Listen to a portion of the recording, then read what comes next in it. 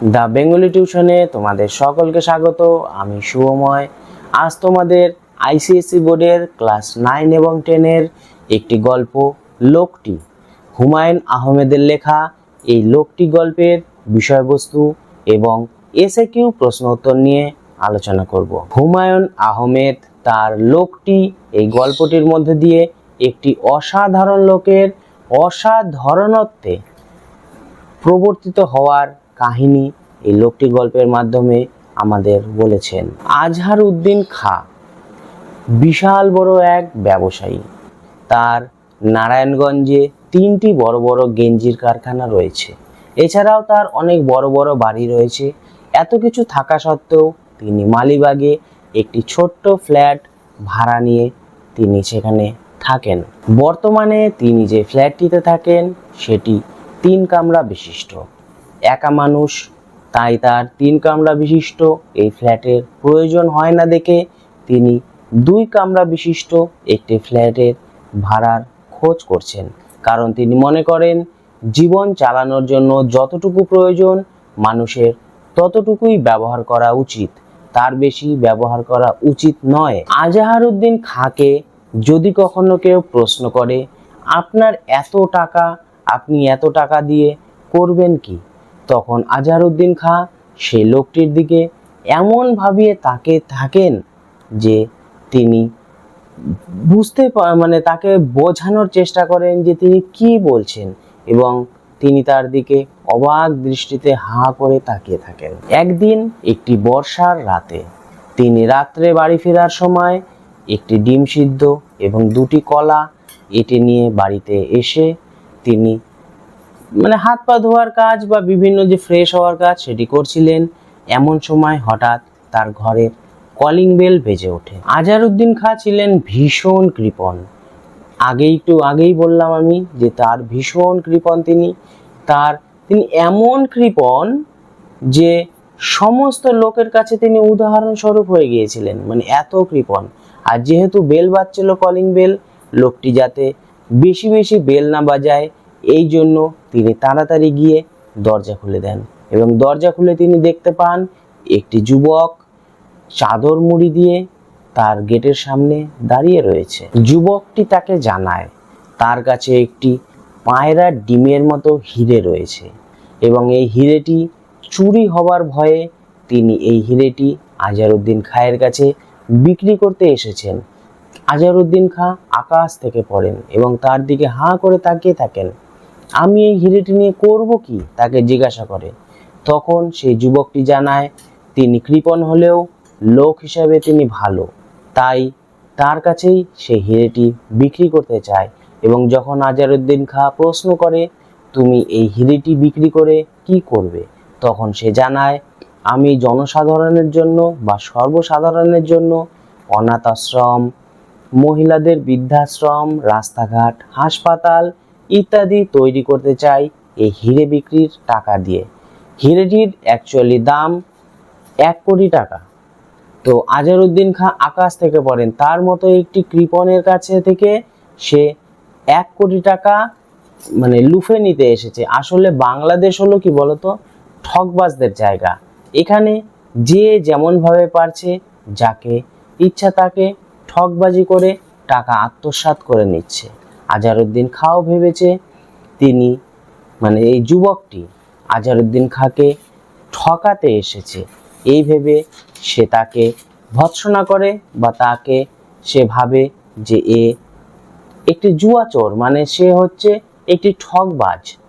কিন্তু সে তখন জানায় হিরেটি সম্বন্ধে সে সব কিছু জানায়, এবং যে আরও যে কোহিনূর নামে একটি হীরা, সেটি যে বর্তমানে মিউজিয়ামে আছে সে কথাও সে জানায়, এবং কোহিনূরের পরবর্তী যে তার কাছে হীরাটি রয়েছে সেটিও সে জানায়। যাই হোক, যুবকটি জানায় সে অনাথ আশ্রম, বৃদ্ধাশ্রম এবং রাস্তাঘাট এসব তৈরি করতে চায় হীরাটি বিক্রি করে। আজহার উদ্দিন খাঁ ছেলেটিকে ভৎসনা করার পর ছেলেটি তাকে জানায় আপনার যদি বিশ্বাস না হয় হীরাটির আসল সম্পর্কে, হীরাটি যে আসল সে সম্পর্কে যদি বিশ্বাস না হয়, তিনি যেন হীরাটি 7 দিনের জন্য তার কাছে রেখে দেন, এবং 7 দিনে পর সেই যুবকটি তার হীরাটি নিতে আসবে এবং এই 7 দিনে তিনি যাকে দিয়ে ইচ্ছা তাকে দিয়ে পরীক্ষা করাতে পারেন যে হীরাটি আসল কি নকল। আজহারউদ্দিন খাঁয়ের কোনো রকম ইচ্ছে ছিল না হীরেটি রাখার, কিন্তু যুবকটি জোর করে তার কাছে হীরের বাক্সটি দিয়ে সেখান থেকে চলে যায় এবং তাকে জানায় তিনি কৃপণ হলেও মানুষ হিসাবে সৎ, তাই তার কাছে হীরাটি দিয়ে যেতে তার কোনো আপত্তি নেই। হীরাটি দিয়ে চলে যেতেই আজহারউদ্দিন খাঁ খাওয়া দাওয়া ভুলে গিয়ে প্রথমে আগে বাক্সটি খুলে দেখেন। একটি কাচের টুকরোর মতো জিনিস সেখান থেকে বেরিয়ে আসে। তিনি তো হীরে সেভাবে দেখেননি বা চেনেনও না, এবং হীরের গুণাগুণ বা হীরে কিভাবে চিনতে হয় সেটিও তার জানা ছিল না। আমরা সাধারণত সচরাচর জানি যে হীরে দিয়ে কাচ কাটা যায়, তাই আজহারউদ্দিন খাঁ একটি আয়নার মধ্যে সেটি দিয়ে দাগ টানলো এবং টানার সাথে সাথে আয়নাটি ভেঙে গেল এবং তারপর তো আজহারউদ্দিন খাঁ চমকে উঠলেন, এটি হয়তো সত্যিই হীরে। তারপর তিনি আবার পরীক্ষা করার জন্য ঘরের সমস্ত বাতি নিভিয়ে দিলেন, কিন্তু লক্ষ্য করলেন হীরেটি তো চকচক করছে না, কারণ হীরে অন্ধকারেও চকচক করে। তারপর যখনই তিনি আলোটা জ্বালালেন সাথে সাথে হীরেটি চকচক করা শুরু করলো। আজহারউদ্দিন খাঁ আরও শিওর হয়ে গেলেন, মানে তিনি আরও কনফার্ম হলেন যে এটি আসলেই হীরে। পরদিন তিনি কারখানায় গিয়ে তার শিক্ষিত ম্যানেজার মঈনুদ্দিনকে ডেকে পাঠালেন। মঈনুদ্দিন যখন তার কাছে এলো তিনি জানালেন, মঈনুদ্দিন, তুমি আসল হীরে কখনো দেখেছো? মঈনুদ্দিন বলে, আগে না স্যার। তুমি কি আসল হীরা সম্বন্ধে কিছু বলতে পারবে? মঈনুদ্দিন সেটাতেও না জানালো। তখন সেই হীরের স্পেসিফিক গ্রেভিটি টেভিটি এসব সম্পর্কে বলল। আজহারউদ্দিন খাঁ বলে, এগুলোতে আমিও জানি, কিন্তু আসল হীরে আমি চিনব কিভাবে সেটা বলতে পারবে? মঈনুদ্দিন বলল, আগে না স্যার। কিন্তু আজহারউদ্দিন খাঁ সেই হীরেটি কাউকে দেখাতে সাহস পেল না। মঈনুদ্দিনকেও সে কথা বলার সাহস পেল না, কারণ বাংলাদেশ ঠকবাজদের জায়গা। ধীরে ধীরে হীরেটির প্রতি আজহারউদ্দিন খাঁয়ের একটি মায়া পড়ে গেল এবং তিনি রাত্রে ঘুমানোর সময় হীরেটি নিয়ে খেলা করেন এবং বালিশের নিচে চাপা দিয়ে তিনি ঘুমোতে যান।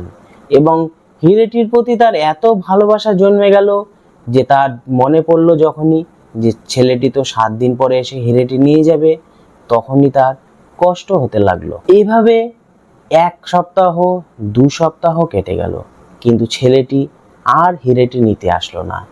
এরপর আজহারউদ্দিন খাঁ পেপারে বা সংবাদপত্রে একটি বিজ্ঞাপন দিল যে আমাকে এক অজ্ঞাত পরিচয় ছেলে একটি জিনিস রাখতে দিয়ে গেছিল, মানে হীরা তো বলেইনি, একটি জিনিস রাখতে দিয়েছিল এবং অনতিবিলম্বে সেই ছেলেটি যেন এসে আমার কাছ থেকে জিনিসটি নিয়ে যায়। কিন্তু বিজ্ঞাপন বেরোনোর 6 মাস পার হয়ে গেলেও কোনো ছেলে বা যুবক এসে হীরাটি তার কাছ থেকে নিল না। তারপর আজহারউদ্দিন খাঁ অনেক ভেবেচিন্তে একটি সিদ্ধান্ত নিলেন যে যুবকটি যেহেতু এলো না, তার যে মনের ইচ্ছে ছিল, মানে তিনি যে অনাথ আশ্রম, বৃদ্ধাশ্রম, হাসপাতাল, স্কুল, কলেজ এসব তৈরি করতে চেয়েছিলেন হীরেটি বিক্রি করে, হীরেটি আজহারউদ্দিন খাঁ রেখে দিবেন এবং তার পরিবর্তে ছেলেটির যে ইচ্ছে ছিল সেই ইচ্ছাগুলি তিনি পূরণ করবেন। এবং এই জন্য তিনি আবার একদিন মঈনুদ্দিনকে ডেকে পাঠালেন এবং মঈনুদ্দিনকে সমস্ত কথা খুলে বললেন যে আমি এই সমস্ত কথা করতে চাই, এ সমস্ত কাজ করে আমি দেশের মঙ্গল করতে চাই, জনসাধারণের সেবা করতে চাই। মঈনুদ্দিনের চোখে জল চলে আসলো এবং তিনি আজহারউদ্দিন খাঁকে প্রণাম করতে গেলেন। তখন তিনি ধমক দিয়ে বললেন, আমি যেগুলি করতে চাই সেগুলির ব্যবস্থা করো, যত টাকার প্রয়োজন আমি দিব। কিন্তু তখনও তিনি হীরেটি সম্বন্ধে বলেনি। আসলে হীরেটির প্রতি তার মায়া পড়ে গিয়েছিল এবং তিনি এই কথাটি কাউকে জানাতে চাননি। মঈনুদ্দিন কাঁদো কাঁদো হয়ে আজহার সাহেবকে বললেন, আপনাকে এতদিন আমি কৃপণ মানুষ হিসাবেই চিনতাম, কিন্তু আপনি তো একজন মহাপুরুষ। এবং সে কথাটি বলে সে সেখান থেকে চলে যায় এবং তার যে ইচ্ছেটি সেই ইচ্ছে সে এক এক করে পূরণ করার কাজে ব্যস্ত হয়ে পড়ে। এভাবে ধীরে ধীরে স্কুল, কলেজ, হাসপাতাল, রাস্তাঘাট ইত্যাদি সব কিছু তৈরি হয়ে যায় এবং বলা বাহুল্য আজহারউদ্দিন খাঁয়ের একটি নেশায় পরিণত হয়ে যায় এই সমাজসেবামূলক কাজগুলি। তার কাছে ধীরে ধীরে টাকা কমে যেতে থাকে, কিন্তু তবুও তিনি এই সমস্ত কাজ আটকে রাখেন না, তিনি সেইগুলি চালিয়ে যান।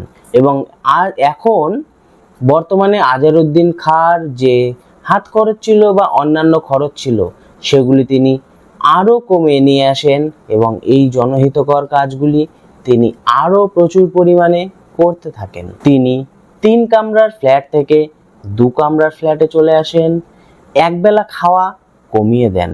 এভাবে তিনি নিজের খরচ কমানোর চেষ্টা করেন এবং অনাথ আশ্রম, স্কুল, কলেজ, বিদ্যালয় এগুলি ধীরে ধীরে আরও বেশি বেশি করে তিনি বানানো শুরু করে দেন। এভাবে প্রায় 10 বছর কেটে যায়। 10 বছর পর হঠাৎ একদিন রাতে আবার কলিং বেল বাজে। কলিং বেলের তিনি খুলে দেখতে পান সেই যুবকটি চাদর মুড়ি দিয়ে তার দ্বারে এসে উপস্থিত। তিনি তখন তার কাছ থেকে তার যে রেখে যাওয়া হিরেটি তিনি ফেরত চান এবং যুবকটি এটিও বলেন যে চাইলে তিনি হিরেটি রেখে দিতে পারেন, কারণ হিরেটির যে আসল মূল্য সেটি তিনি দিয়ে দিয়েছেন। তখন আজহার সাহেব দোনো করছিলেন, মানে হিরেটি দিয়ে দিবেন। সেই সময় ছেলেটি বলেন যে আপনি যে মানুষ হিসেবে সৎ সেটা আমি জানতাম, এই জন্য আপনাকে এই হিরেটি আমি দিয়ে গেছিলাম। এখন যদি আমাকে হিরেটি দেন তাহলে আমি অন্য কোনো মানুষকে দিয়ে আবার কোনো জনহিতকরমূলক কাজ করাতে পারি। আজহার সাহেব সেই যুবকটিকে জানায় এই বস্তুটির জন্যই তিনি মানুষ হিসাবে জন্মগ্রহণ করার আসল অর্থ খুঁজে পেয়েছেন এবং তিনি আজকে সত্যিই গর্বিত মানুষ হিসাবে জন্মগ্রহণ করে। এরপর ছেলেটি হীরা নিয়ে চলে গেলে আজহার সাহেব মেয়েদের জন্য একটি প্রজেক্ট নিয়ে ভাবতে শুরু করেন, কারণ তার এখন এই জনহিতকরমূলক কাজগুলি করতেই বেশি ভালো লাগে। গল্পটি এখানেই শেষ হয়েছে। আমি ভীষণ সংক্ষেপে গল্পটি বললাম। এবার তোমাদের এই গল্পটির এসিকিউ প্রশ্নোত্তর নিয়ে আলোচনা করব। আজহারউদ্দিন খাঁ এরকম একজন কৃপণ। আজহারউদ্দিন খাঁর পরিচয় দাও। উত্তর, হুমায়ুন আহমেদের লেখা লোকটি গল্পের প্রধান চরিত্র আজহারউদ্দিন খাঁ। তিনি স্বভাবে কৃপণ, বয়স 53 বছর। নারায়ণগঞ্জে 2টি গেঞ্জির কারখানা আছে, সেই কারখানা থেকে মাসে 70,000 টাকা আয় হয়। ঢাকা শহরে 3টি বাড়ি, সবকটা বাড়ি ভাড়া দিয়েছেন। নিজে মালিবাগে একটি 3 কামরার বাড়িতে ভাড়া থাকেন। এত বড় বাড়ির দরকার নেই বলে বর্তমানে 2 কামরার ফ্ল্যাট খুঁজছেন। আসলে তিনি বেশি খরচ করতে চান না, বরং আয় করে ব্যাংকে সঞ্চয় করে রাখতেই তিনি বেশি আগ্রহী। তাই যাকে সামনে পান বলেন, একা মানুষ, এত বড় বাড়ির প্রয়োজন নেই, একটা রুম হলেই তো চলে যায়। তাছাড়া সারাদিন কাজকর্মে থাকে, রাতে এসে কেবল ঘুমানো, তার জন্য 3টে ঘরের দরকার নেই। বেশি ঘর হলেই তো আর ভালো ঘুম হয় না। আসলে আজহারউদ্দিন খাঁ ধনী হওয়া সত্ত্বেও খরচ করতে চান না। কেউ যদি বলে সে একা মানুষ, টাকা দিয়েই বা কী করবেন, তখন তিনি লোকটির দিকে এমনভাবে তাকান যেন মনে হয় এমন অদ্ভুত কথা তিনি জীবনে কখনো শোনেননি, প্রথমবার শুনলেন। তিনি মনে করেন জীবন রক্ষার জন্য যতটুকু না খেলে নয় তার বেশি খাওয়া অনুচিত, বেশি খাওয়া অপরাধ, এমনই তার স্বভাব বৈশিষ্ট্য। আসলে অর্থ উপার্জন করা ছাড়া তিনি আর কিছুই ভাবতে পারেন না। কিভাবে আজহারউদ্দিনের চরিত্রের পরিবর্তন হলো? উত্তর, একবার এক বর্ষার রাতে জনৈক অজ্ঞাত লোক তার কাছে হীরা বিক্রি করতে আসে। আজহারউদ্দিন কিনতে না চাইলেও তার কাছে পরীক্ষার জন্য হীরাটি রেখে যায়। বলে সপ্তাহখানেক পরে সে এটি ফেরত নেবে, কিন্তু সে আর আসে না। লোকটির হীরা বিক্রির কারণ জানতে চাইলে সে বলে, আসলে দেশের গরিব মানুষের জন্য সে স্কুল, হাসপাতাল, অনাথ আশ্রম করতে চায়। এই কাজে তার অনেক টাকার দরকার, তাই তার মতো সৎ ব্যক্তির কাছে সে হীরাটি বেচতে চায়। বাস্তবিকভাবেই সে অতিশয় কৃপণ হলেও সৎ মানুষ। লোকটি সপ্তাহ পার হলেও আসে না, 6 মাস শেষ হয়, তাও দেখা নেই তার। তারপর কাগজে বিজ্ঞাপন দিলেন, তবুও এলো না।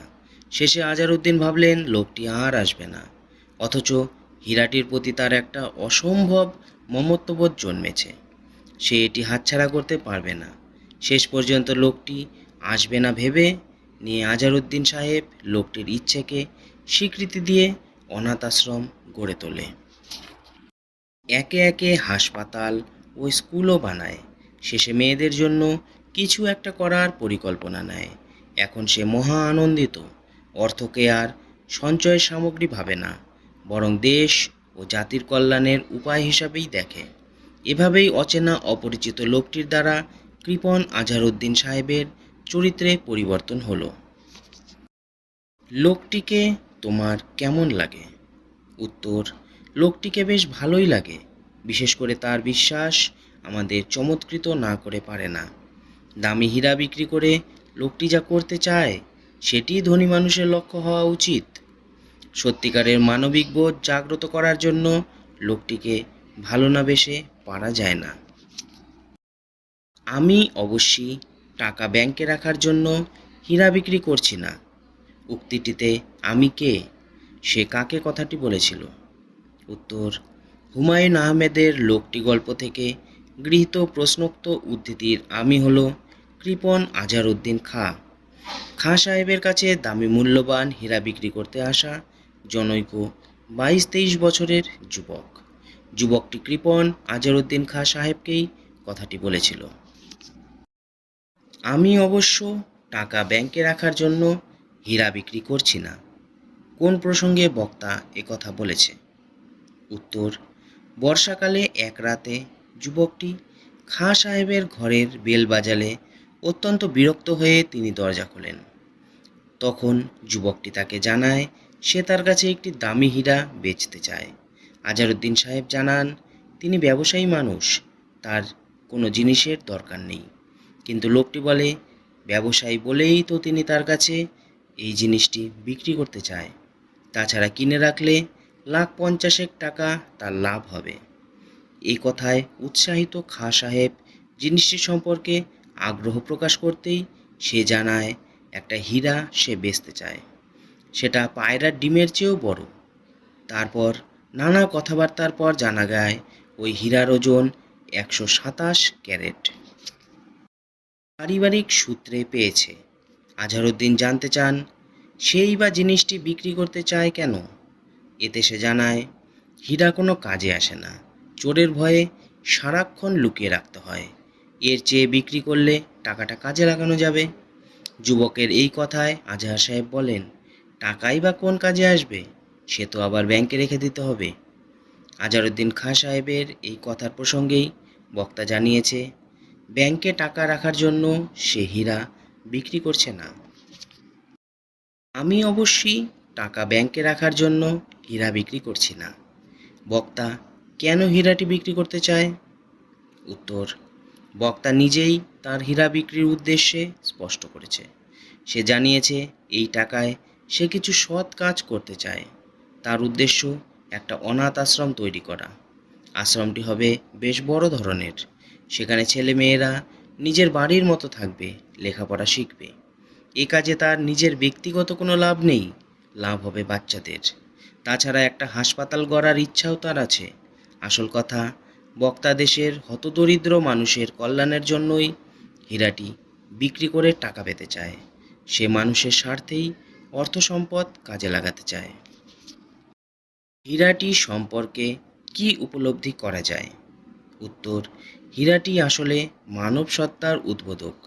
আমাদের ভিতরে মানবিক যে সত্তা আছে সেটি এখানে পরিস্ফুট করতে চাওয়া হয়েছে। মানুষ সৎকর্মের মধ্যেই বেঁচে থাকে।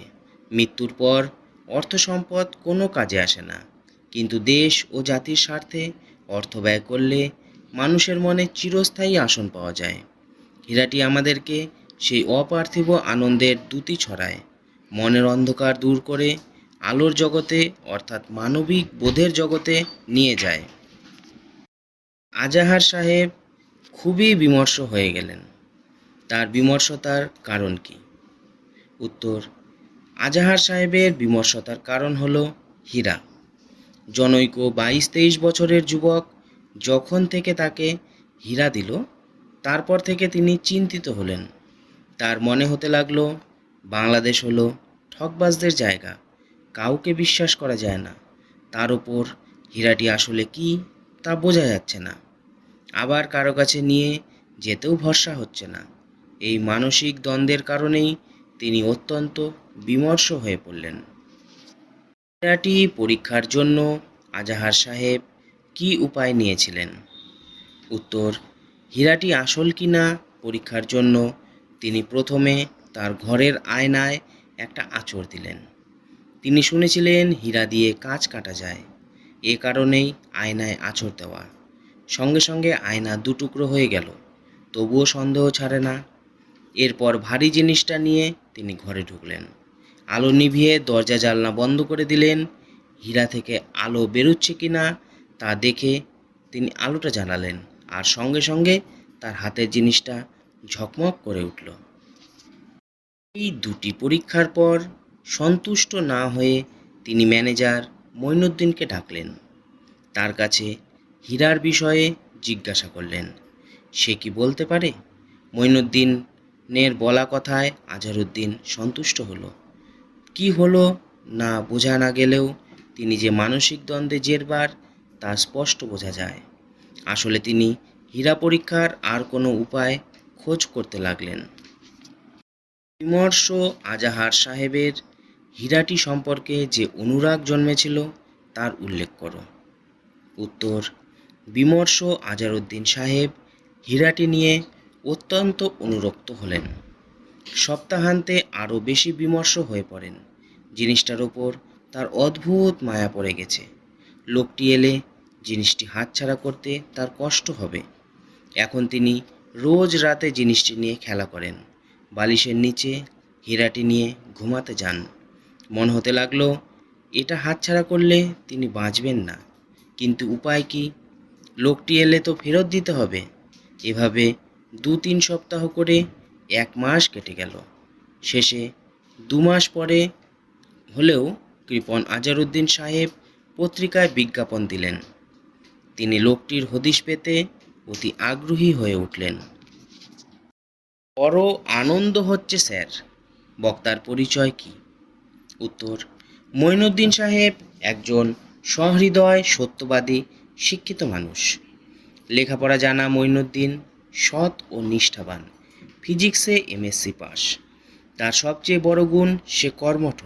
আজহারউদ্দিন খাঁ সম্পর্কে মনে যে ধারণা পোষণ করত তারই সামনে অকপটে প্রকাশ করে সে বলে, আপনাকে খুব খারাপ মানুষ ভাবতাম স্যার। একই সঙ্গে মঈনুদ্দিন তার মহৎ হৃদয়বৃত্তির পরিচয় পেয়ে যেমন তার পা ছুঁয়ে সালাম জানায়, তেমনি তাকে মহাপুরুষ আখ্যা দিতেও দ্বিধা করেন না।